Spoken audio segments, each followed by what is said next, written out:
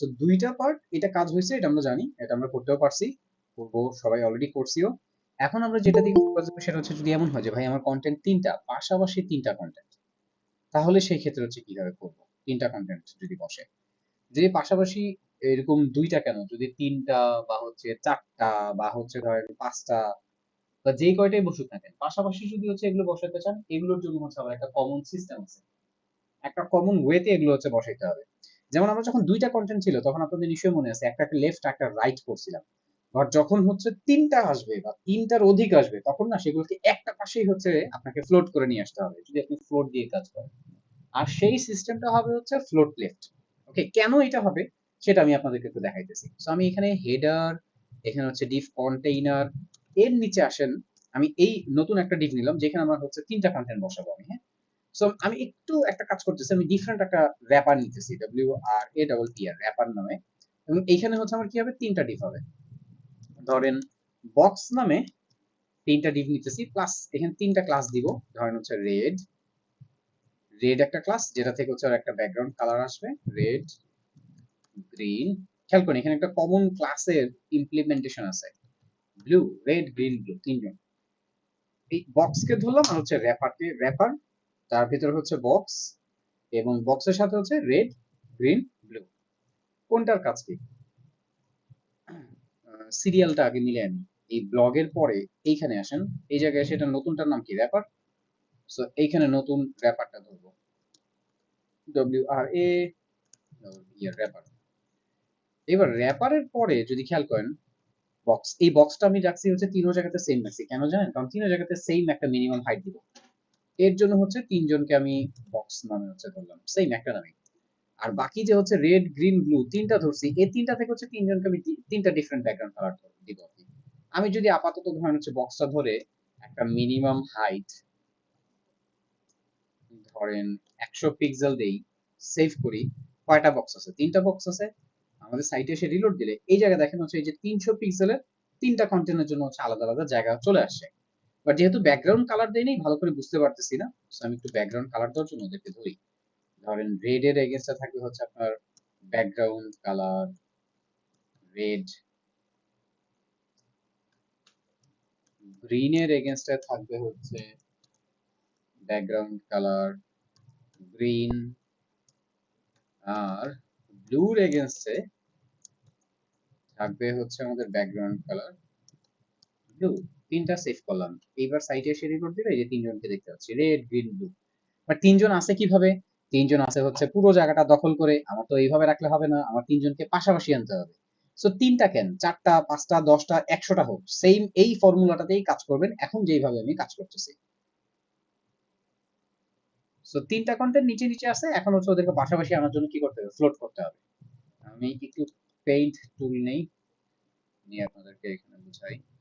এই যে ধরেন হচ্ছে তিনটা কন্টেন্ট পাশাপাশি আসবে এইভাবে, তিনটা কেন, তিনটা আসুক, চারটা আসুক, বা যে কটাই আসুক না কেন, র্যাপার তো মেনটেন করতে হবে ভিতরে কন্টেন্ট গুলোকে ম্যানেজ করার জন্য।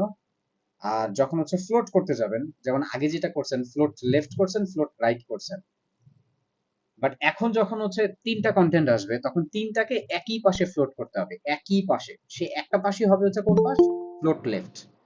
সেটাকে অবশ্যই ফ্লোট লেফট, লেফট থেকে হচ্ছে ফ্লোট করতে হবে, অন্য কোনো ফ্লোট রাইট, ফ্লোট মিডল, মানে ফ্লোট মিডলের তো কোনো সিস্টেম নাই, আচ্ছা হচ্ছে ফ্লোট লেফট আর হচ্ছে ফ্লোট রাইট। সো যখন তিনটা বা আরো অধিক কন্টেন্ট পাশাপাশি বসবে তখন একটা পাশেই ফ্লোট হবে, আর সেই একটা পাশ হচ্ছে ফ্লোট লেফট। কেন সেটা একটু দেখাই। আমরা একটু এই যে বক্সকে ধরি, হ্যাঁ, যেহেতু কমন এটা, সো বক্সকে ধরে এখানে ফ্লোট লেফট করবো, বাট তার আগে আমাকে প্রত্যেকের উইথ দিয়ে দিতে হবে, তাই না। বক্স থেকে আমরা কমন উইথটা হচ্ছে মেনটেন করতে পারি, একটু ক্যালকুলেশন করি, একটু চিন্তা করি যে আমাদের এই পুরো জায়গাটা যদি 100% 100 হয়, তাহলে এর ভিতরে এই তিনজন হচ্ছে সমানভাবে জায়গা দিলে এক একজন কতটুকু পাবে। সো এক একজন হচ্ছে আপনার 33 পয়েন্ট আপনার হচ্ছে 33% পাবে, তাই না। তো এটাকে যদি আপনি 3 দিয়ে হচ্ছে কি করেন, গুণ দেন, বা হচ্ছে এটা যদি হচ্ছে 3 বার যোগ করেন, তাহলে আপনি দেখতে পারবেন যে 100% হচ্ছে পুরো মানে পরিপূর্ণ হয়। বাট আমরা জানি যে একবারে পরিপূর্ণভাবে 100% জায়গা আমরা হচ্ছে দিয়ে দিব না। তাহলে আমরা যেটা করতে পারি, আমরা হচ্ছে প্রত্যেককে 30% আপাতত ধরতে পারি, পরবর্তীতে আমরা হচ্ছে বাকি জায়গাটুকু ওদেরকে দিয়ে দিব না, হ্যাঁ। সো আমরা এখানে প্রত্যেকের উইথ ধরতেছি বক্স, এখানে এসে আমরা হচ্ছে ওদের উইথ কত বলবো, ধরেন হচ্ছে উইথ হচ্ছে 30%। সেভ করেন, সাইটে এসে একটু রিলোড দেন, এই যে তিনজন হচ্ছে 30% করে। সো এখন হচ্ছে ফ্লোট যদি করতে চাই, একটা পাশে ফ্লোট করবো, সেই একটা পাশে হচ্ছে float left. So float left করলাম, এই যে দেখেন কন্টেন্টগুলি পাশাপাশি চলে আসে। বাট ওই ফ্লোট করার কারণে প্রবলেম হয়েছে, জায়গা ছেড়ে দিছে। সো জায়গা যেহেতু ছেড়ে দিছে, ওরা আছে র্যাপারে। সো র্যাপারটাকে ধরে ওভারফ্লো হিডেন বলেন এবং রিলোড দেন, এই যে দেখেন। সো এখন হচ্ছে আপনাকে এই জায়গাটা ওদেরকে ভাগ করে দিতে হবে। বাট এই জায়গাটা ওদেরকে ভাগ করে দেওয়ার আগে যেটা বুঝাবো সেটা হচ্ছে কেন ফ্লোট লেফট করলাম। তিনজনকে একই পাশে ফ্লোট করলাম, সেটা ফ্লোট লেফট। ফ্লোট লেফট না করে ফ্লোট যদি রাইট করতাম তাহলে কি হবে? ফ্লোট রাইট করলে যেটা হবে সেটা হচ্ছে কন্টেন্ট উল্টায় যাবে। যেমন উল্টায় যাবে বলতে হচ্ছে রেড চলে যাবে সবার শেষে, ব্লু চলে যাওয়া আসবে হচ্ছে সবার প্রথমে, উল্টায় যায় এইভাবে। রিলোড দেন, খেয়াল করেন, বুঝতে পারতেছেন কি? এই রেড ছিল প্রথমে, এখন দেখেন রেড হয়ে গেছে সবার শেষে। সো এটা তো করা যাবে না। সো এই কারণে একটা পাশেই ফ্লোট হবে, সেই ফ্লোটটা হবে হচ্ছে আমার ফ্লোট লেফট। ঠিক আছে, ফ্লোট লেফট, এই যে ফ্লোট লেফট করলাম। এখন আমরা একটু ইন্সপেক্ট করে ওদেরকে ওদের জায়গাটা দিয়ে দিব। এখানে ডাইরেক্ট লিখে দিলেও হয়, আমরা তো জানি যে হচ্ছে 33.33%। সেভ, সাইটে আসেন, রিলোড দেন, খেয়াল করেন এই যে চলে আসছে আমার তিনটা এখন পাশাপাশি। এখন যদি মনে হয় ভাই চারটা বসাবো, হ্যাঁ বসান আপনি, চারটা কেন 100টা বসান, একই system. So red green blue, আর একটা ধরনের হচ্ছে পিঙ্ক, PINK, পিঙ্ক। ঠিক আছে, রেড গ্রিন ব্লু ডট দিয়ে PINK, পিঙ্ক নামে একটা নিলাম। পিঙ্কের হচ্ছে একটা ব্যাকগ্রাউন্ড কালার থাকবে হচ্ছে আপনার পিঙ্ক, বেবি পিঙ্ক কালারটা কি আছে এখানে? দেখতে দাও না, ডার্ক পিঙ্ক ধরেন। আর এখানে কিন্তু এই উইথ দিলে হচ্ছে এখন চলবে না, নিচে ভেঙে চলে মানে বসে যাবে। সো আপনাকে দেখতে হবে যে হচ্ছে চারটা কন্টেন্ট পাশাপাশি বসাতে গেলে কতটুকু হয়, তাহলে 25% করে হচ্ছে জায়গা পাবে। রিলোড দেন, এই যে পিঙ্ক সহ চারজন পাশাপাশি চলে আসছে, একটা পাশে ফ্লোট হবে, ফ্লোট। সো এইটা ডান। এবার আসেন এই যে উপরে এখানে স্পেসিং টুকু একটু বাঁকা মানে ফাঁকা হয়েছে, ওইটা আমরা ফিক্স করে ফেলি। 30 বাই এটা হচ্ছে আমরা ওই যে 40 দিয়ে দিব, 40%।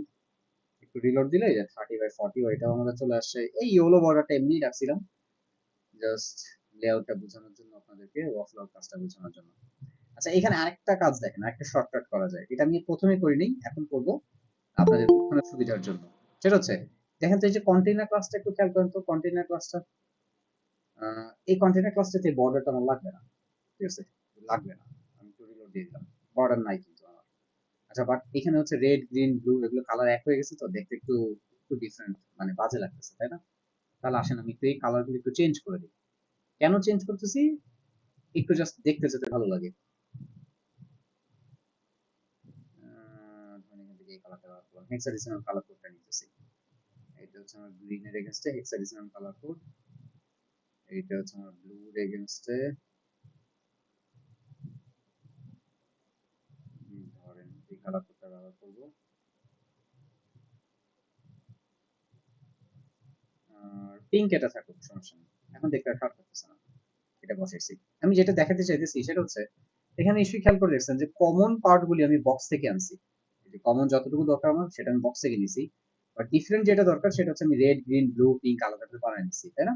আচ্ছা, ঠিক এইটা দিয়ে আরেকটা কমন ইফেক্ট খেয়াল করেন। কমন মানে আপনি অল্প করে অল্প সিএসএস এ বেশি আউটপুট জেনারেট করতে পারবেন। সেটা হচ্ছে এই কন্টেইনার র্যাপারের বিষয়টা খেয়াল করে দেখছেন, কন্টেইনার র্যাপারটা কিন্তু হুবহু সেম কোড। যেমন এইখানে কন্টেইনারে কি আছে, ওভারফ্লো হিডেন। এইখানেও র্যাপারে হচ্ছে আমার কি, জাস্ট হচ্ছে ওভারফ্লো হিডেন, তাই না? সো এই জায়গাটা আমরা একটা কাজ করতে পারি, দুই জায়গাতে সেম একটা ক্লাস কল করে দিতে পারি। সো এখানে কন্টেইনার দিছেন, এইখানেও কন্টেইনার ক্লাসটা কল করে দিতে পারেন। আর তাহলে এই র্যাপারটা আলাদা করে লেখার এখানে দরকার হলো না। আর এখানে কিন্তু হচ্ছে কন্টেইনার আবার লিখতেও যাবো না, কেন? কারণ অলরেডি উপরে কন্টেইনারে সেই কাজটা করা আছে। তো এখানে যেহেতু কন্টেইনার কাজ আছে, আপনি যদি মনে করেন আছে এখানে কন্টেইনারটা আবার লিখি, না ভাই আপনি ভুল করলেন, তো তাহলে লাভটা কি হইলো? অলরেডি দেখেন এখানে এই কন্টেইনার এখানে ব্যবহার করছি, উপরে এখানে ওভারফ্লো হিডেন করা আছে। তাহলে আমার লাগবে কি? আমার লাগবে হচ্ছে বক্স, আর হচ্ছে রেড গ্রিন ব্লু পিঙ্ক, এতটুকু লাগবে। সো বক্স বসায় রেড গ্রিন ব্লু পিঙ্ক এই কোডটা হচ্ছে আমি দিয়ে দিলাম, আর নিচে তো হচ্ছে আমার ফুটার তো টোটালি আলাদা। সো এইখানে আমরা আবার একটা রিউজেবল ব্লকের একটা এক্সাম্পল পাইছি, যে আমি আমার সিএসএস কোডেও বা এসটিএমএলটাকেও আমি রিউজ করে করে আমি বারবার ব্যবহার করতে পারতেছি। এখানে কন্টেইনার ছিল, সেই কন্টেইনারটা আরেক জায়গাতে আমি ব্যবহার করছি। আমার তো এখন ব্যবহার যে করতে পারছি, যদি এমন ডিফারেন্ট হইতো তাহলে ব্যবহার না করলে চলতো। বাট যেহেতু আমি হচ্ছে সেম পাইছি, আমার যেহেতু হচ্ছে সেম স্টাইল লাগবে, একই জিনিস আমার বারবার ব্যবহার হচ্ছে, আমার আলাদা করে ক্লাস নেওয়ার তো দরকার নেই, দুই জায়গাতে সেম ক্লাসটা আমরা কল করে কাজ করা ফেলতে পারি।